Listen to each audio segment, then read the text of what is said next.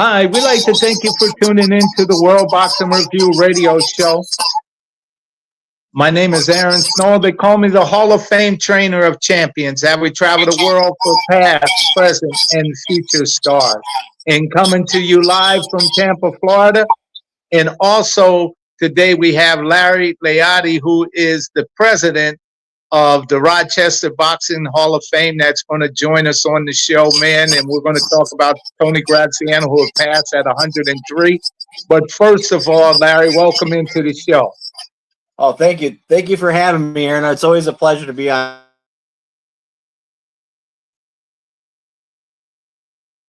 Yeah, I absolutely, Larry. It's on your show. We always have.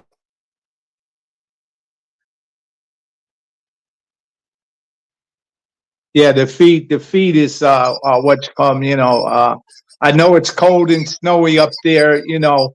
Up in Rochester, and I know it's cold, baby. It's cold, and we want to thank you for coming on the show today in the warmth of your home and everything. And we want to wish everybody a Merry Christmas that's coming up around these holidays. But Larry, last night down in Miami, the Jake Paul Anthony Joshua fight, man. Hey, man, the build up was something, and the characters were at work. I mean, the circus continues. Yeah, the circus continues. I don't know what people's expectations for the fight were, but I mean, for what it was, I thought it was a good fight. The game plan was solid, and he lasted 6 rounds, and he got his war trophy. Jake Paul did, and it was entertaining. Well, anytime you're with a circus, it has a bunch of clowns. In Jake Paul's circus, let me tell you. First of all, I want to say that it takes a lot of courage to climb into the ring. Number one, and we just want to say, to Jake Paul, thank you for all that you're doing to promote boxing. And what we're about to say is in no way trying to belittle you, but there's certain truths that go along with the sport of boxing. And as he continues in boxing, he's going to find out those truths that come from the test of time around in boxing. And people try to defy the odds, but it's a difficult thing to do, to provide the odds. And number two, Jake Paul does a tremendous job with his promotion company, MVP, to promote women's boxing. He has a lot of women title fights that he promotes. It's to my understanding that he has a deal with Netflix, and that's a major outlet in order to keep boxing going as he tries to take his circus around the world to promote it.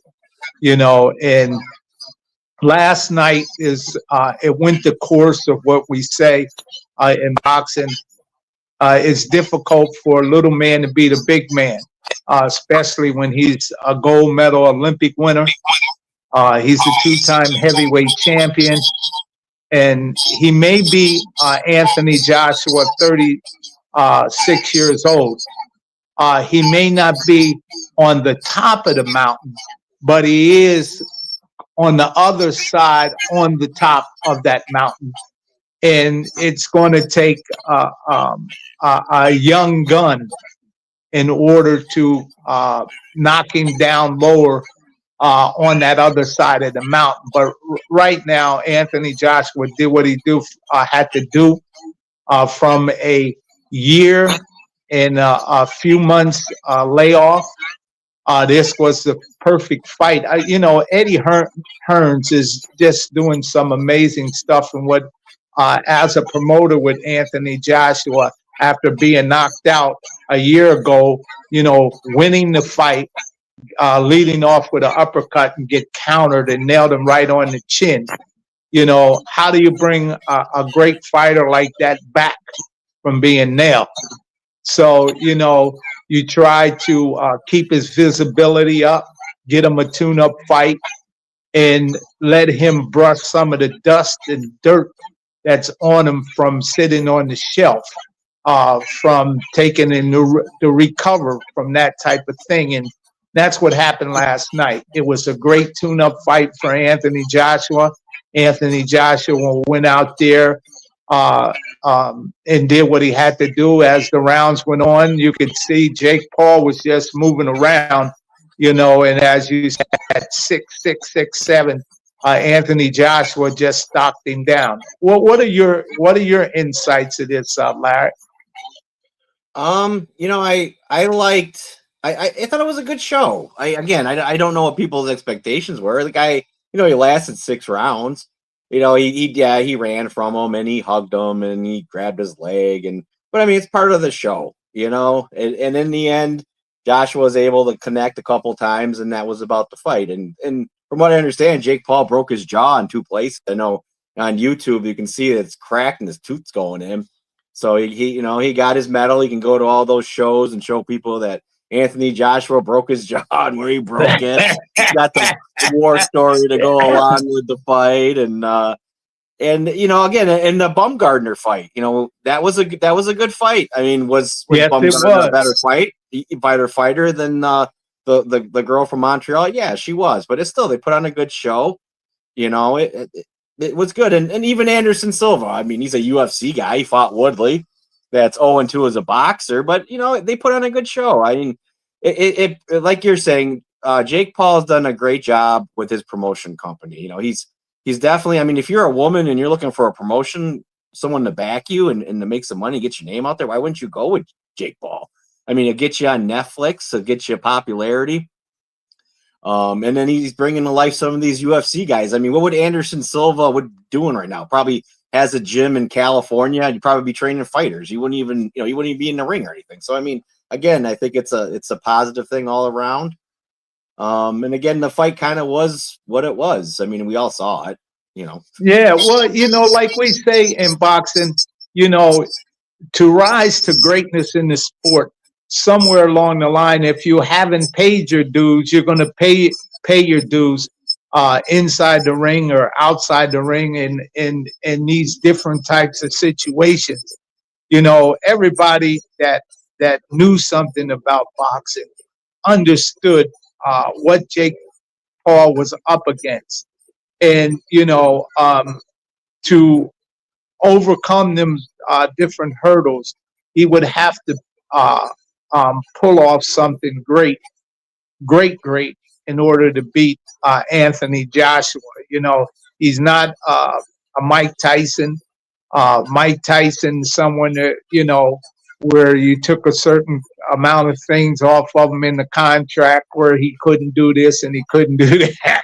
So you know what I mean? As an exhibition fight, you know what I mean? Yeah. And hats off, but Mike Tyson did make a healthy amount of money to help him out with his situation that he was going through. So, yep, you know, that was all good. You know, once a champ, always a champ, and Mike Tyson will always be a great champion in the sport of boxing, the youngest heavyweight champion of the world,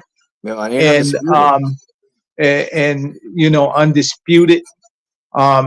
Those accolades you can never take away from Mike Tyson. He's one of the great fighters in his era and in boxing. And Anthony Joshua is one of those type of fighters, a 2-time heavyweight champion of the world. Yeah. He stopped him, and he put that pressure on him. Pressure will bust iron pipe, man. If you put enough pressure in there, and that's what Anthony Joshua did. He said earlier at press conference, he said there's a mental war going on between him and Jake Paul, and that he was going to take that mental pressure and he was going to kill Jake Paul with that mental pressure that Jake Paul was trying to flip back on him from coming back from a knockout. You know, like Jake Paul was saying that he was going to hit Anthony Joshua because he has a glass chin and he'll get knocked out once I hit him. Well, last night he did manage to hit Anthony Joshua with a clean shot. But guess what, man? Anthony Joshua just took a licking and kept on ticking, you know, walked and stopped him down. And that pressure you could see, you know, Chris, who was the referee, you know, he could have called a lot of times a knockdown when Jake Paul was getting hit with body shots and fall forward, and Anthony Joshua was holding him up, and then he'd take a one knee and try to tackle him. You know, it was all things to the circus. But that shot that he took in the corner on the ropes, man, let me tell you, it reminded me of Rocky Marciano when he hit Jersey Joe Walcott, that picture where it snapped his head back, and you can see why his jaw would be broken. I posted a picture if people would look of Anthony Joshua hitting him with that 1-2, which is one of the hardest punches in boxing. The defense is the great 1-2 when guys are not experienced. That jab to the body, you reach, and he left his chin saying, "Here it is, baby. Just go on and hit me any way you want." He went for it when it came down. He went and reached and bound, left his head wide open. And from Anthony Joshua's experience of being in the Olympian in the gold medal rounds, they're huge tournaments. Yeah. And being a two-time heavyweight champion and being in them large fights, you know, he tricked Jake Paul. And Jake Paul went for the trick. And then Anthony Joshua was able to land the treat. It's called a right hand. And boy, did he land the treat. And it's so funny. Jake Paul, man, he got it, you know, he talk it, but he can take it too. Let me tell you, he might got knocked out, but the way he got knocked out, whoa, went down, and he talked about what kind of great entertainment, Larry. Let's talk about that. Yeah, you know, again, like you said, it's a show. I remember, I can't think it was the fourth or fifth round. I just remember Jake Paul threw an overhand and hit Joshua square in the face, and it didn't even move him. He put everything he had in that shot, and I could just see that was everything he had, and it was straight. You know, it was a straight shot, and I think it was the fourth or fifth round. You go back and look at it, but his hand didn't even move his head, and I think that was a discouraging point for him. He put everything in that shot, and it just didn't even move him. But, you know, like you said, he clipped him to the body. That slowed him down. He couldn't move as much. Those body shots kind of wore him out. And then he got him trapped in the corner, and he tricked him and hit him with that shot that busted his jaw. And like you said, when he went down, he knew it. He was just, woo! He gave him the Ric Flair woo. Yeah, and what was happening, you know, Anthony Joshua with those body shots, he made Jake Paul do that dance called the crazy legs. You know, you get hit with that body shot and it hits that nerve. The legs do some crazy things, and that's what Jake Paul did in the fight. He did the crazy leg there for a minute and went up against the rope. You know, that nerve was hit. You know, I didn't see the best of him. You hit that nerve right with a body shot. It make you do that crazy leg dance, and it's a dance that never can be repeated the same way. And that's what happened. It was just amazing, good entertainment last night. And you know, the rules of the science stayed the same. You know, it's tough for a little man to beat a big man. It's just the size different. You got to be, you know, one of those things in the history of boxing. When Billy Conn was fighting Joe Louis, a tremendous size different, as Joe Louis was heavyweight champion. And Khan was, you know, he was winning the fight. He was outboxing Joe Louis. And finally, Joe Louis caught up with him and knocked him out. And they asked Billy Khan after the fight, "You were winning the whole fight. Why'd you start fighting a different fight?" He said, "Because I wanted to knock him out." and Joe Louis caught up with him and knocked him. He knocked him out.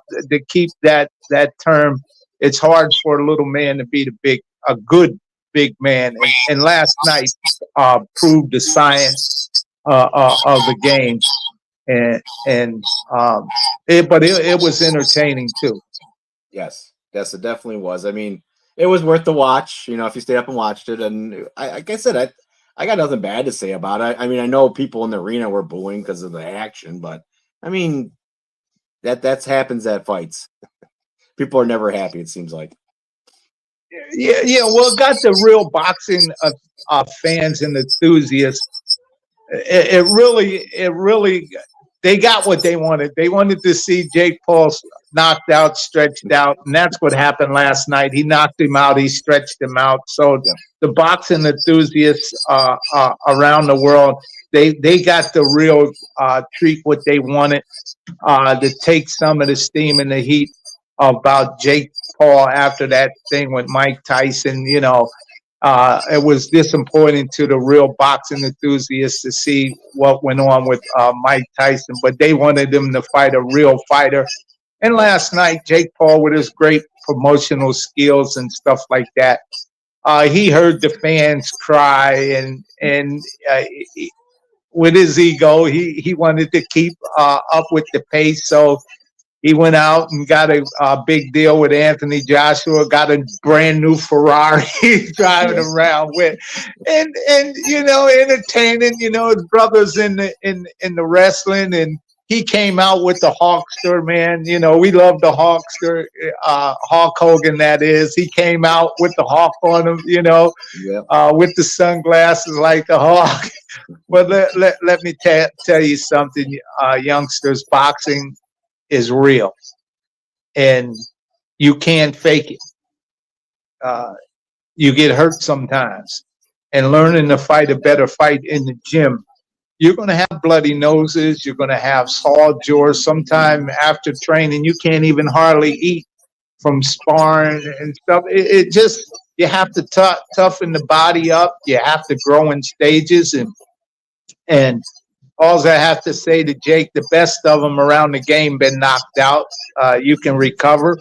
But since Carissa Shields is fighting next here coming up, let's see if what happens in that fight with Carissa Shields up there. Maybe Jake Paul would fight Carissa Shields. I think that would be a great matchup, since Carissa Shields now is in the heavyweight thing. And you know how that thing with tennis, when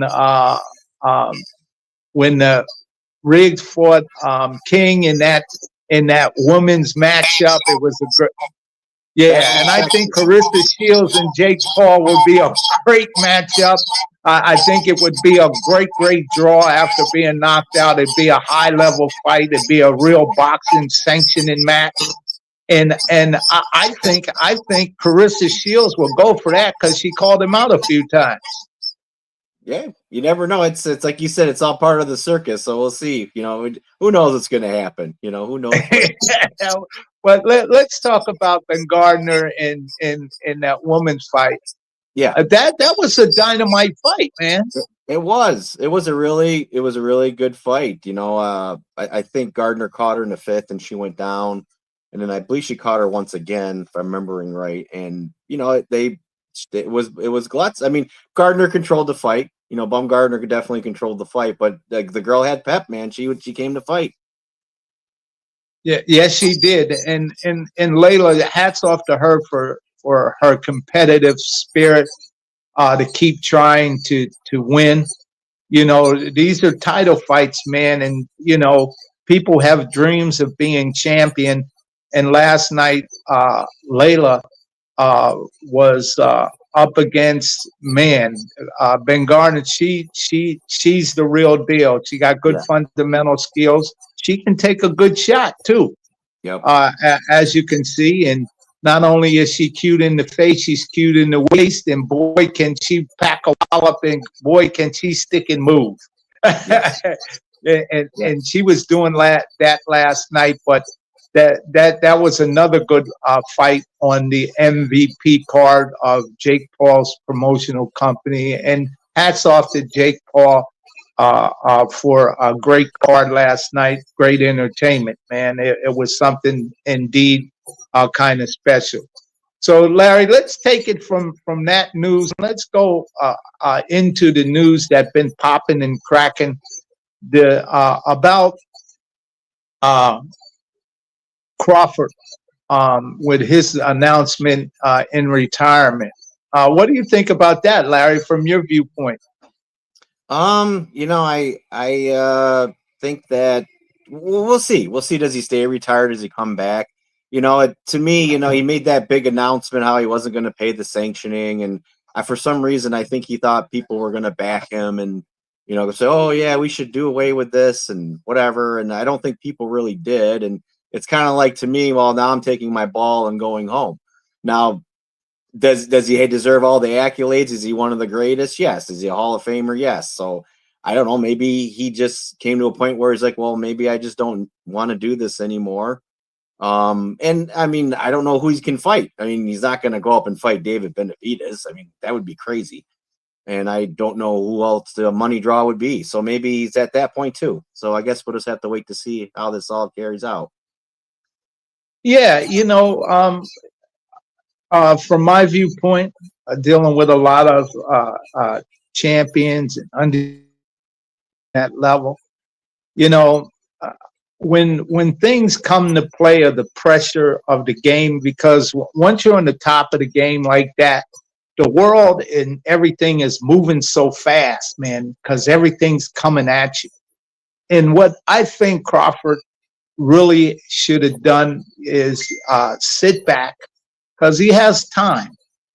Yeah, I think he should have took his time, weighed out the pros and cons to what was coming up against him. I think he reacted too fast to the situations that were being thrown at him.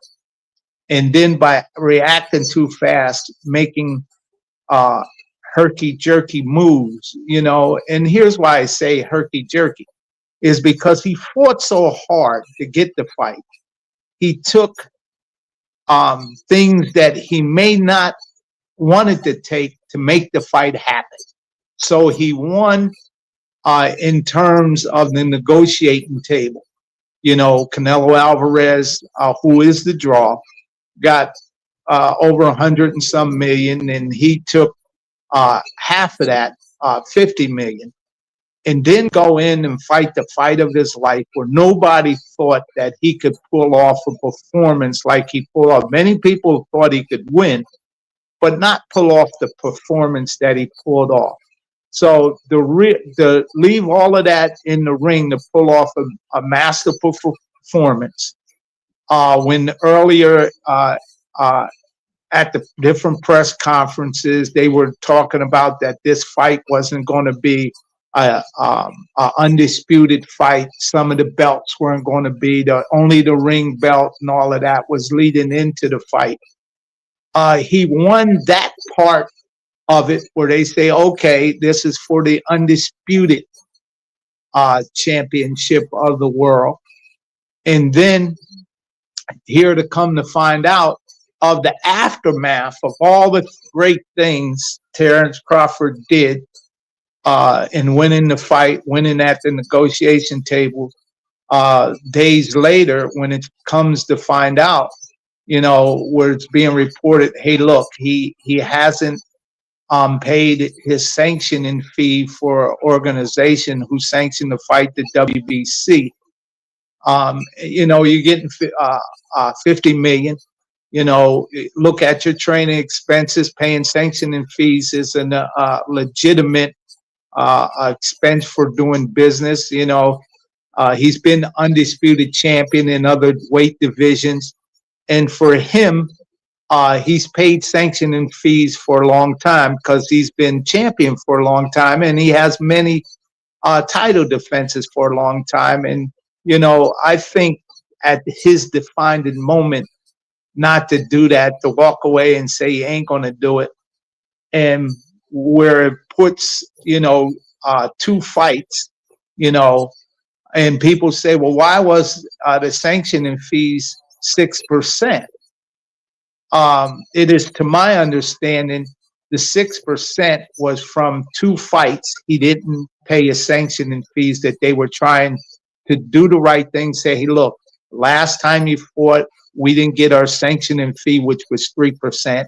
This fight is 3%. And they even try and negotiate with him to find a place where they can do, because they got rules and regulations that as a boxing organization, as organizations have to do. You know, you got a board and stuff like that you have to answer to in meetings and things. Well, why hasn't he paid his sanctioning fees? This champion is not following the rules, but he's going to parade around. So it was the WBC convention, and at the governing board of the organization, that was brought to the table that he hadn't paid the sanctioning fees for this fight. And they made motion right there at the governing board. You know, people didn't want to see him get stripped, but they got to follow the rules and regulations, what's at hand of their organization. So they voted, and they voted to strip him. And Mauricio Suleiman is just the face of the organization as being president. Larry, you know that. You know, you're president, but you have a board and stuff that y'all make a decision collectively. The yays win. You know, if they say nay, you lose. Yep. And in a situation like that, you know, Mauricio had to listen to what they voted on and go out, and because he's the face, and talk and about his organization, what the board and stuff have choose to do. And that's what happened. You know, it ain't Mauricio's money. It's the WBC's money, the organization. Yes, the fund that they're funding, the Boxers Fund, is, yes, it's his father's name, but that is to help fighters in his name. It's like the United Way or the Salvation Army. There are organizations that is the name of the organization. The name of the fund that they chose to name it was the great Jose Suleiman, you know, who was longtime president. And so it's not personal. And I think things started to take a personal thing. And Crawford went out and spoke, you know, with great passion, because he felt it was attacking him personally. You know what I mean? Yep. You know, as he's champion, he also has a business himself. Yep. You know what I mean? He's the business. It ain't that his business. It wasn't personal, is what I'm trying to say. Yeah. And he took it personal when he went out on social media and made personal attacks against Mauricio, when they were trying to, you know, just say, hey, look, man, you got to pay the sanctioning fees. We don't want to do that, but he did it. And then after that happened, you know, days later, he make a decision to say, hey, that's it, I'm retiring. And he has plenty of time to sit back and relax. Now, you didn't want to pay the sanctioning fees. You make a public statement that you're retired. Everything that you worked so hard at the negotiating table in the fight, you just threw it all to the side and threw away. You know, I don't understand. Just throw your arms. That's it. Now, all them belts are going to be guys. You're going to hear who's going to be fighting for those different belts. That the organizations are going to move on with that division. Where he won the fights at, and you're going to be hearing, those guys fighting for those championship. Matter of fact, to my understanding, that Canelo Alvarez is back at the negotiating table with Turk Al-Sheikh, and it looks like he's getting ready to cut a multi-million-dollar deal, and he may end up fighting for that same title and be champion all over again from all your hard work. But we pray for Terrence Crawford, who's a great, great champion. No, ain't no question about it. It's just the understanding, where he could have a press conference and retire in the right way, where people get a chance to fire questions at him, to ask them different things, so they have an understanding where he's at. Because when you do a herky-jerky moves, the comeback to those situation is very difficult. You know what I mean? And let me tell you, and I can tell you personally, the great Muhammad Ali, when he was stripped of his title for being not going to war and stuff like that, he was the people's champ, but it was difficult for him to get his boxing license back, to get the opportunity to fight for the championship again. And he's seen without the belt, the champ wasn't really the champ. And in this belt era, that's what it's all about. But once a champ, always a champ, and we're going to pray for Crawford, a great champion, and I hope that he finds some way, if he's going to box again, to get it all back together and to find so he can be that great champion who he is inside and outside of the ring. And whatever he's going through, may God guide him and direct him and comfort him and make the best situation for him or what he's going through. And, that type of situation, bro. Larry, that's difficult. You know that, right? It's a difficult thing. It is. And I'm sure he feels, like you're saying, I think he feels upset about the situation and how it's handled. And hopefully, like you said, he has some time to reflect. And, I don't know if he's a godly man. I don't know if he prays, but, some prayer and to think about what he's doing. And, I look at the WBC. The WBC Cares is huge. It houses fighters. It sends them a paycheck once a month. And I think out of all of them, they're definitely the most vocal. And I'm not saying Mendoza and Daryl Peoples don't do stuff for their fighters, but definitely WBC Cares stands out more than the rest as far as publicly not acknowledging retired fighters and helping them. Oh, absolutely. All the boxing organization does. And you mentioned the WBC Cares. The kids programs all around. They have supported a lot of my initiative, like they have always. The Jack Johnson exhibit that I take around, and they support that. They support the thing up at Muhammad Ali's camp that we do for Black History Month every year, the WBC Cares. The WBA and the IBF, they support it. And they all have kids program to help develop young kids, keep boxing safe and things like that. So they're doing the right thing, man. So I just hope Terrence, as a great fighter, great person, a good human being, that level heads prevail, and that whatever he's going through, that everything can get back on the right track. He's a great champion, and I hope that he makes the right decision for himself and his family to make his life better as a human being, man. He's been fighting since he was a kid, and that's a long time, man.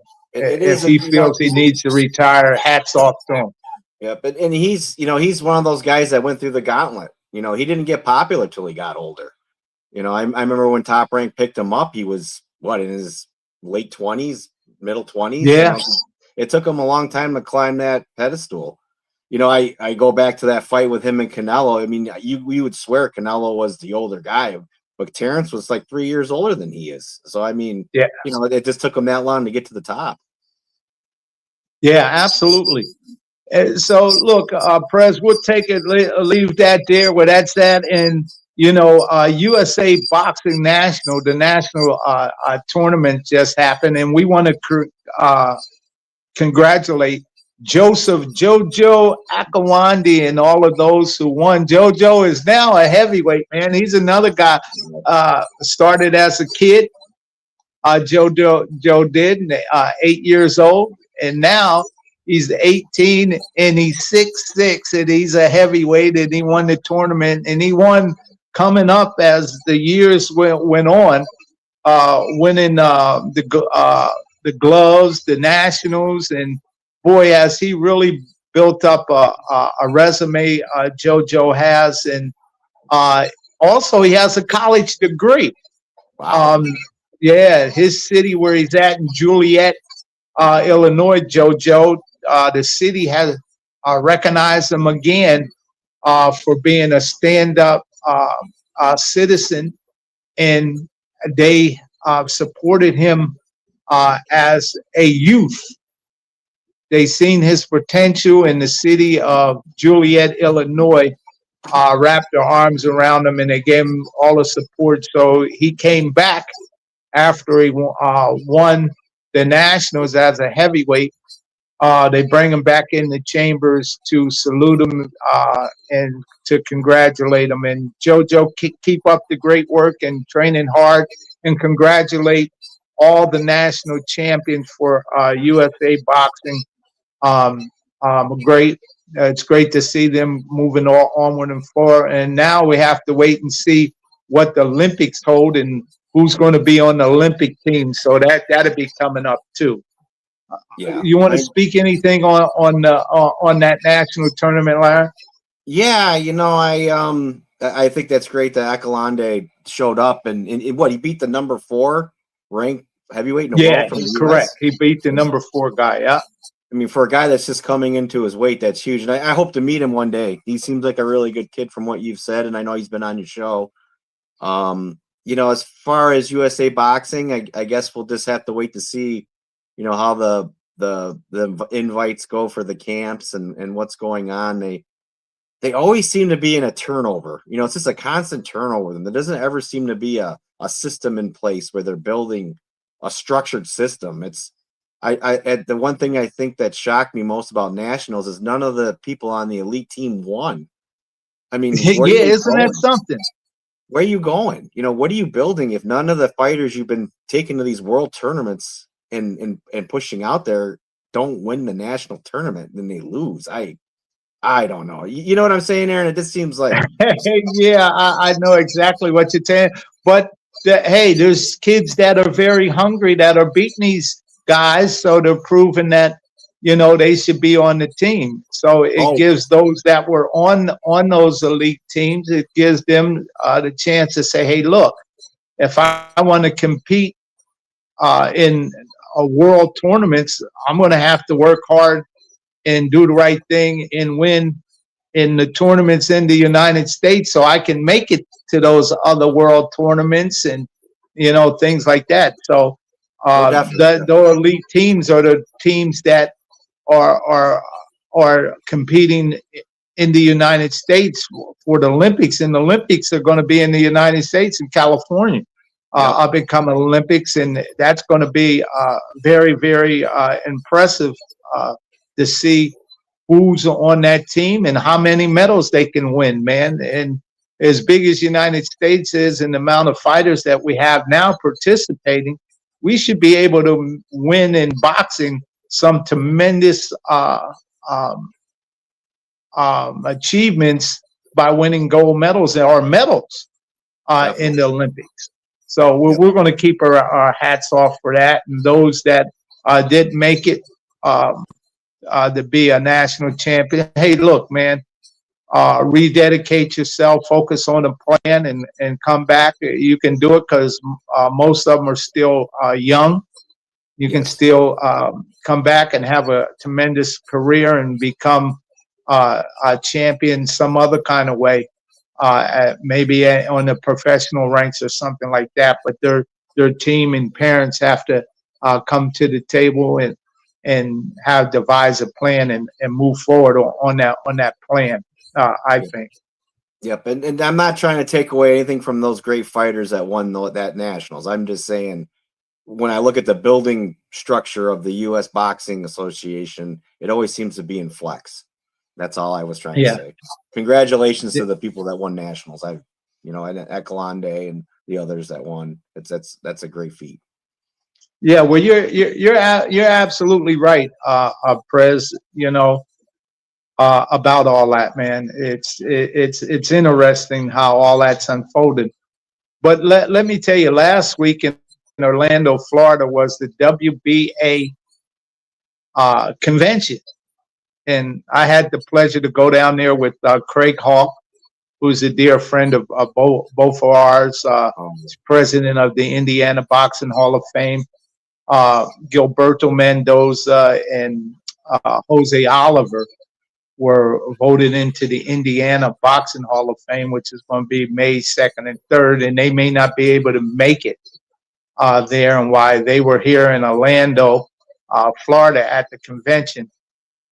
He gave them their induction ceremonies and plaques at the convention, which was very honorable to see Gilberto Mendoza Jr. Be inducted into the Indiana Boxing Hall of Fame with all the great work that the WBA does. It was the 104th year of their convention in their organization. And boy, is that historic for 104 years that an organization is still leading the charge in boxing. And to see that organization still moving on.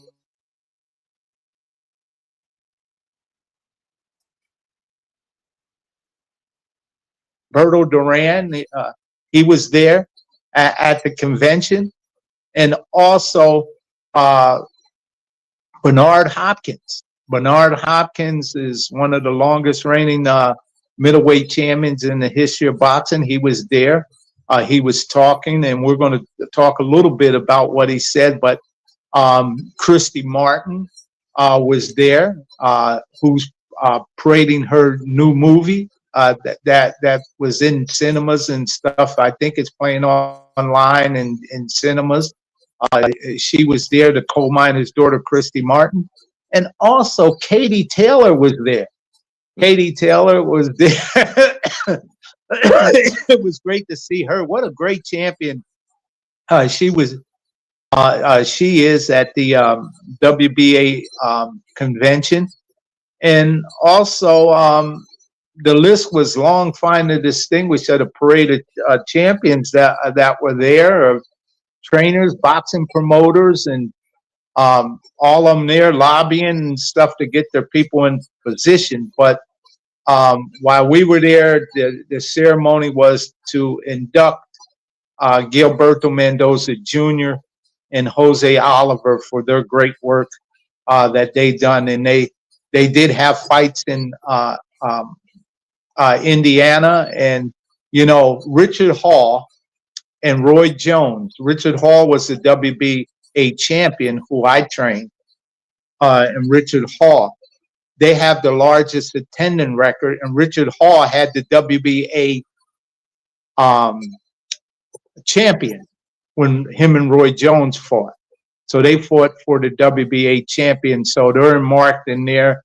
Gilberto Mendoza Sr., he's also inducted into the Indiana Hall of Fame. So it's all fitting for something that is record book to keep history lined up with the great things that happen in Indiana. And also, they have a new mascot, with the WBA. His name is Simon, man. Look. Simon, how you doing? The WBA mascot, man. He's doing it. We had a little boxing match, and you can find that little thing, us training Simon, the boxing monkey, man. And Simon, you're a bad dude, man. You get around, man. What are you doing here And you said you want to be on the World Boxing Review radio show all the time, man. Well, what's happening, man, champ? What's going down, man? Yeah, say hi to everybody. Yeah, Simon the Boxing Monkey for the WB. Hey, man, Simon, that's Larry. Meet Larry, Simon. Yeah, how you Hey, doing, Larry? Simon. How you doing? Yeah, good to meet you, Larry. You Hey, press, good huh? to You meet you, press. Simon. What a great thing, a great motivational tool for kids as Simon goes out in the WBA, as they do a lot of great work in different communities around the world for kids. And to have Simon there who goes into hospitals and stuff like that with the kids. Me and him, I showed him little tips and stuff like that. We did a little boxing stuff there on the floor. So, hey, Simon, man, good to see you and great working out, man. That's Simon the Boxing Monkey for the WBA, man. He was there, and boy, was Simon doing it. You know, he's also with a glove company, uh, Lions, I think it is, Lions boxing equipment, man. So we had a wonderful time there at the WBA convention, Larry. You know, as you know, time's coming down. You know, Larry, I'm going to ask you a question. Sure. Who do you think should be Boxer of the Year, in your opinion? Boxer of the Year. Man, it got to be between Usyk and Crawford. Yeah, Usyk, Crawford. I mean, you could throw Katie Taylor in there. You could throw Claressa Shields in there. She moved up to heavyweight, unified heavyweight champ too. And you could throw those two in there along with Crawford and Usyk. I like Usyk. You know, I like Usyk. This is because he fought AJ twice. And it's not easy to be undisputed heavyweight champ. That is the showpiece of the boxing division, and he accomplished that. And he fought the premier champions in his era.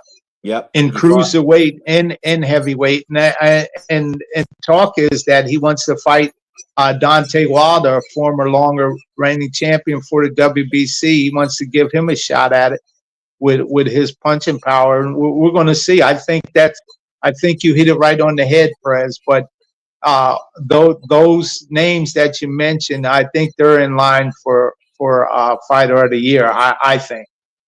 Yeah, I mean, definitely. That's the last stepping stone for this last era. Usyk fights Wilder, and he's knocked out the big three. And that was the big three. And if he accomplishes that, he's basically cleaned out the heavyweight division. And it's a matter of, does he want to tangle with the young bucks, or does he want to move on? That's what his decision is going to have to be. Yeah, absolutely. So, it was breaking news and sad news, and we're going to get on into that. Tony Graziano, man. Talk a little bit about Tony. We both knew him. You knew him. You spent time with him many, many, many times. Talked to him, walked with him, talked with him, laughed, joked, played with him.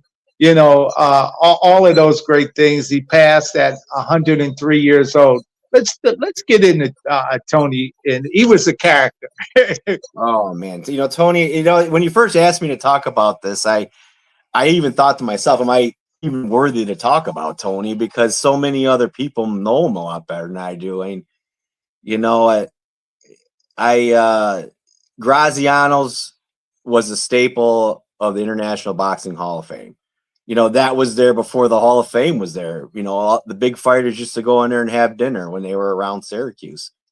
And, there's just so many stories, but, just what a great individual. You even go back to, he was part of the 507, the 82nd Airborne, Easy Company, Band of Brothers, 3 Purple Hearts.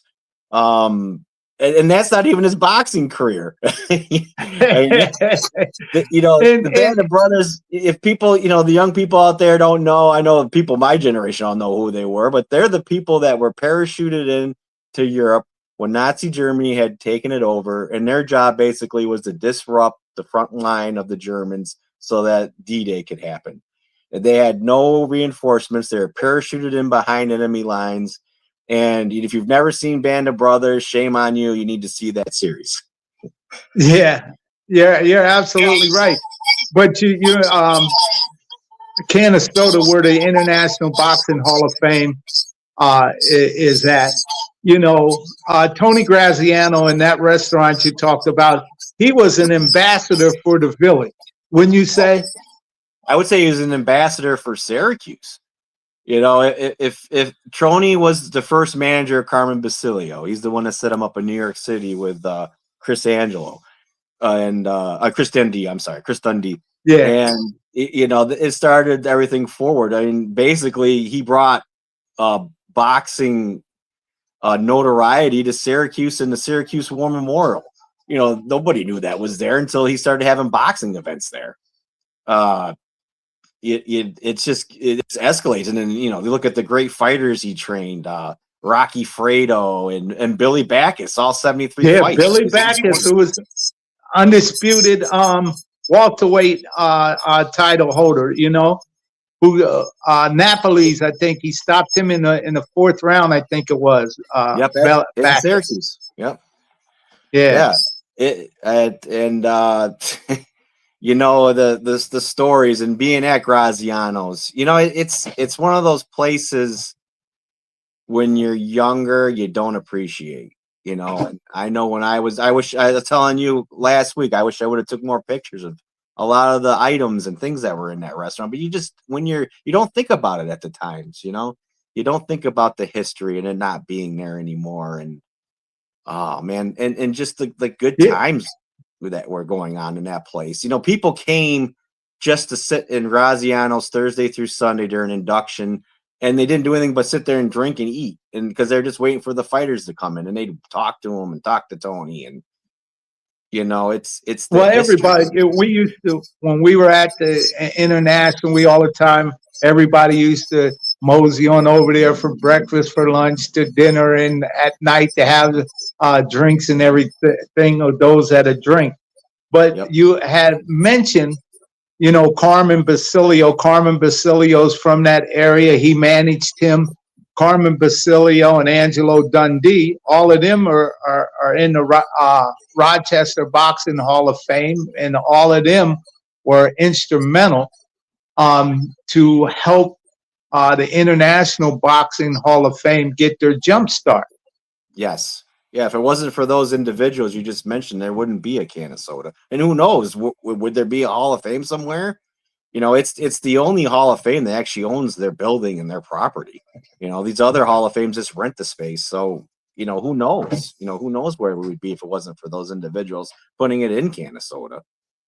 It's, man, I think back to so many memories of Graziano's, and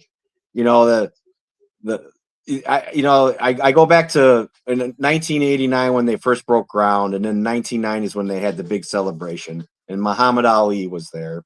And it's funny because the stories of how long he did this and how long he did this and where he went, but the real story that I remember is that the weather was so crappy. It was a cold June. It was raining.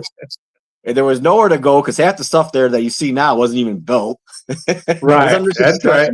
They used to have, they built a stage there so that they had that award ceremony and they could induct those guys.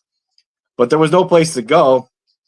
So Ali was in Graziano's in the corner booth, and he signed. People always exaggerate this. Oh, he signed for 8 hours all day, 12 hours, never left. He did. He left. But he signed there for about 3 or 4 hours, didn't move, just sat there and talked to everybody.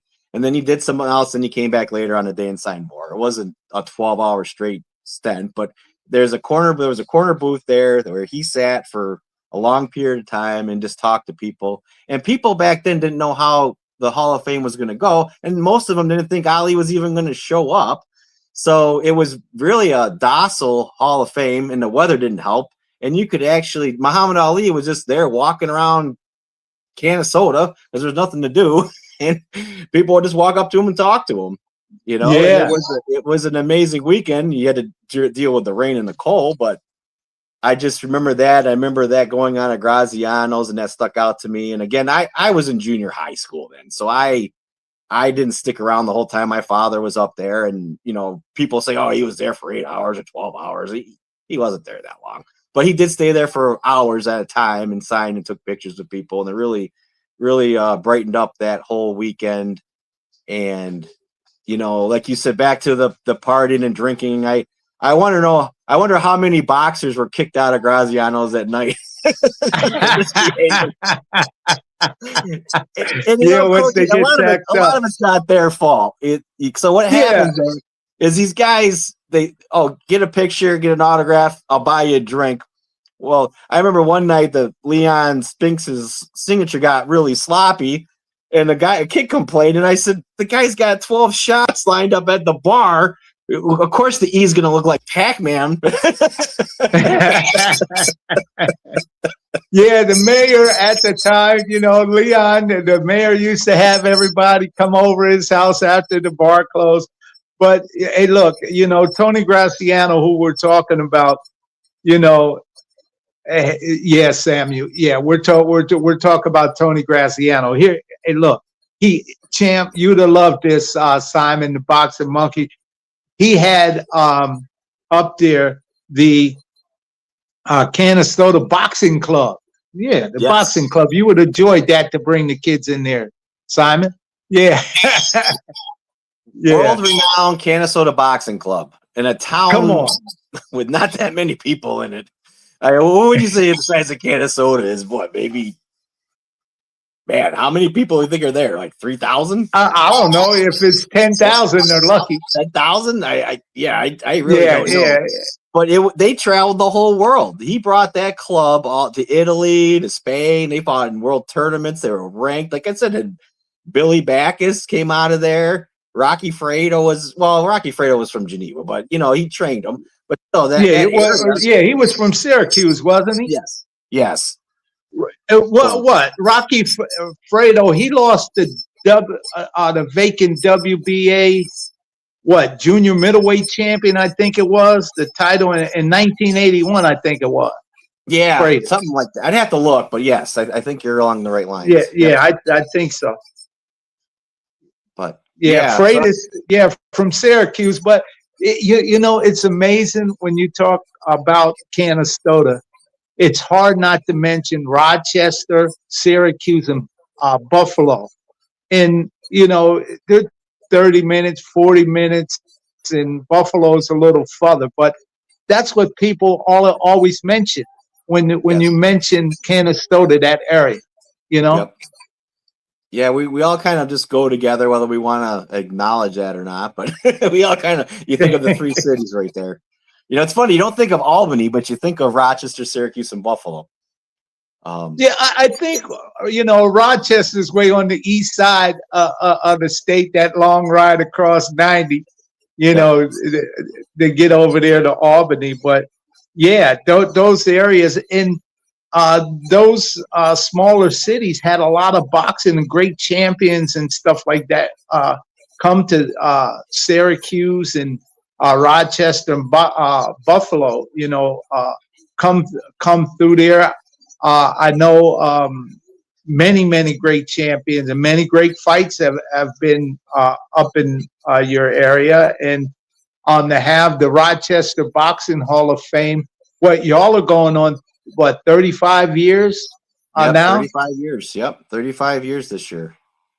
Yeah, and it's just amazing feat of all the great boxing people that you have inducted into the Rochester Boxing Hall of Fame, and I'm just happy to be a part of the inductees and share a little time with the Rochester Boxing Hall of Fame. You, Larry, and Mark, and Theo, and all of y'all are just great people to be around, to be with, and you know, you do a great boxing ceremony with your induction and all that. And have y'all picked your class yet for 2026? Not yet. We're still ironing it out. We'll make an announcement next year, early next year. For early next year. That's yeah. I know people are waiting. Yeah. To hear that announcement. But y'all always have a great class of people that go in there. It's just amazing what's going on. Larry, next week is Christmas. And the day after Christmas, Boxing Day, is when Jack Johnson, the first African-American heavyweight champion of the world, which is 117 years ago, became heavyweight champion. And, you had us, who has the Jack Johnson exhibit. We bring that up to Rochester, to the Hall of Fame, to the dinner, man. It's just amazing the warmth and how people still honor Jack Johnson to this day. And Mayor Evans, boy, when he came to the exhibit, he was excited. Talk a little bit about that and everything, what that means to have an exhibit and stuff like that up at the Rochester Boxing Hall of Fame. Well, we always appreciate you in bringing the Jack Johnson exhibit. It's such a vital piece of boxing and American history. And I just to get the name out there, to tell the story and the history about it, and to be part of the exhibit and to see it, it adds light to the story of it. And it just to have the mayor come and to take part and to visualize that and see that was a great thing. And I think that I've had people email me, want to know when you're coming back. Yeah, well, God willing, when you announce that date, we'll know when the Hall of Fame dinner and all that. Who's your inductees? Absolutely, make it a ongoing thing. But 117 years, the day after Christmas, called Boxing Day, when Jack Johnson became the first African American thing, and we're going to have some new announcement. We do have a legacy boxing belt that's been added to the exhibit with Joe A. Freeman and the Rosetta Stone initiative that travels around the world to preserve history. And we're going to, with Rochester, we're going to have an announcement coming up next year what the Jack Johnson exhibit in Rochester, Boxing Hall of Fame, is going to be doing together. So, man, things are moving on to try to keep this history alive, man, and a lot of people jump on board to it. And I want to thank, Gilberto Mendoza Jr. He took a picture with the legacy belt. Man, he had a nice belt. But they have made belts also for Joe Louis of their championship belts and Roberto Duran and, Jose Suleiman and Mauricio Suleiman and Jill Diamond. Great part that they played on getting Jack Johnson the pardon in 2019 with Donald Trump. All of us were involved in that, and also the inductions that happened with out there with the National with Bill Dempsey and Linda Dempsey when they inducted Jack Johnson into the National Boxing Hall of Fame. So, things were on the move in 2019 for Jack Johnson and Jack Johnson exhibit. He went in to the National. He's in already in the 40s. He went into the Ring Magazine Hall of Fame that they had at that time with Nat Fletcher. Matter of fact, Nat Fletcher thought so much of Jack Johnson and those Hall of Fames that Nat Fletcher started was some of the first Hall of Fames with Ring Magazine in the country and the world. So hats off to Nat Fletcher. He talks so highly of Jack Johnson and all the great material that Nat Fletcher wrote about Jack Johnson. He said that Jack Johnson, without a doubt, he's seen him fight in his time, and he said without a doubt he was definitely the man of his time, and he was the fighter of that time, and he was the character of that time too. So we're happy to keep that legacy alive, man. It's something, man. So you that know, belt you made is beautiful. That belt that you carry around with you, that Jack Johnson belt, I gotta get one of those. That's a beautiful belt. Well, God, I did talk to Joe. You're going to be. It's going to take a little time because they get so many made, and then they sell the replicas to help fund the different initiatives that they have. But he definitely said on the next batch, maybe 4 months, 5 months from now, when they make send the second batch. You know, there's 700 of these legacy belts that have been made, and all of them have the authenticity of the legacy belt. And there's only going to be 700 in them made, so it's going to be a jewel. People can buy them, you know, and that's the thing. But definitely, he said that Rochester Boxing Hall of Fame is going to be receiving one. So when they get that batch going, that's going to be it.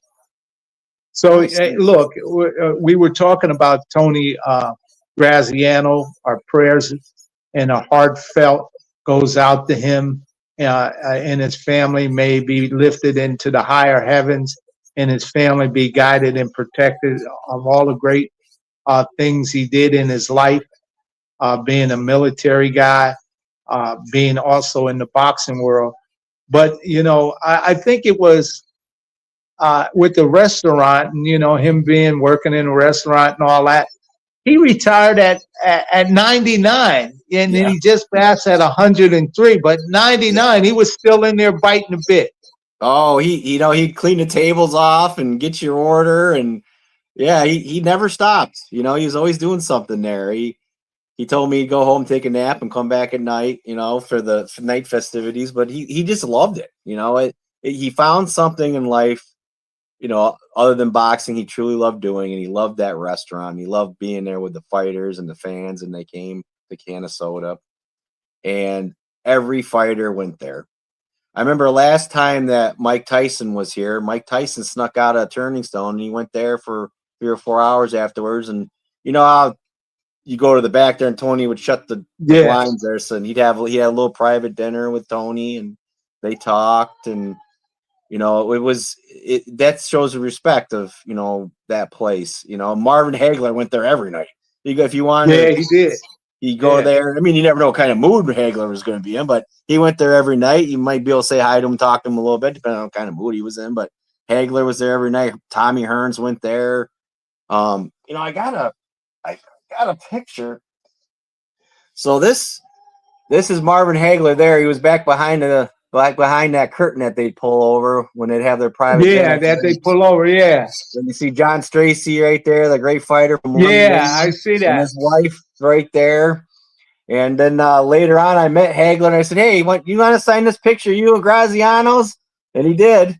And I got it certified. It's something I'm always going to treasure. You know, a picture of Graziano's with that Hagler signed with John Stracey and his wife there coming out of that back room. It's just the memories again of, you know, you're absolutely, man. And people may not know, you know, Tony Graziano, he had 2 Purple Hearts for D-Day. Yep. You know, in World War II. You know, he was wounded in World War II, so he got 2 Purple Hearts. I think it was Company E or something like that. Yeah, he was easy company. That he was a part of that infantry. What was a 42nd Airborne Division, I think it was. What he used to say, you know, because when you ask him and talk about it, he would sit down and tell you in detail, you know, because, you know, I used to talk to him and I let him know that my father had 2 Purple Hearts. My father was in Normandy. Mm-hmm. And that my father had, oh man, when Tony found out, Tony, man, he used to talk to me all the time about the military and the army and stuff like that. Not that I knew anything about it. He would just tell me the stories and the experience is to let me know about what my father had may have went through being in the military at that time. So yeah, man, it's definitely heartfelt out, and our prayers go out and there. Man, Larry, time goes by fast, man. You know, it does. I wanted to hour and 10 minutes.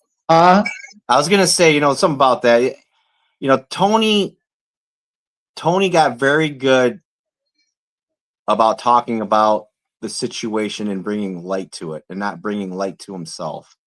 And I think that's the key, because a lot of those people that have gone through the things that Tony went through had a hard time talking about it. And he realized that you can talk about the situation and educate people on the situation without promoting yourself. And I think that's what he did a good job at doing. You know, he never wanted to, absolutely. He wanted to just tell you the situation and how it happened. And I think that's a good motto to think about when we're telling our stories and how we come across to people. Because you don't have to acknowledge yourself in the situation. You can acknowledge the story of how it evolved. And I think that's one thing that Tony really did a good job at doing. Yeah, you're absolutely right, Press. Well, hey, look, Simon, look, you hear that? What do you think of the show today, Simon? Man, you even got in there, man. Way from Orlando, you came here, man. What you think, champ? Everything all right? Did we do a good job? You know, Fake Paul and Jake Paul and Anthony Joshua, man. What do you think about that fight? You know, hey, man. Look, Larry, time goes by fast when you're having fun. So, you know, let's in closing, what do you want to say, Larry? I want to say, you know, we're coming up on this holiday season. It's a time to love, laugh, to be with your family. And I think it's important, you know, especially as we're talking about like can of soda. You know, when you're younger, you take those places for granted. You don't realize, you know, they're not going to be there. You know, step back, look around, enjoy your family, enjoy what you have, enjoy life, you know, enjoy these holidays with everybody. And if you got somebody you want to call them, talk to them, see how they're doing.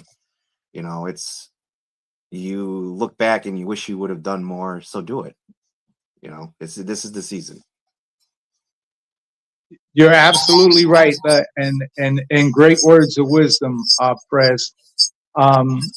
We want to thank each and every one of you for tuning into the World Boxing Review radio show this morning.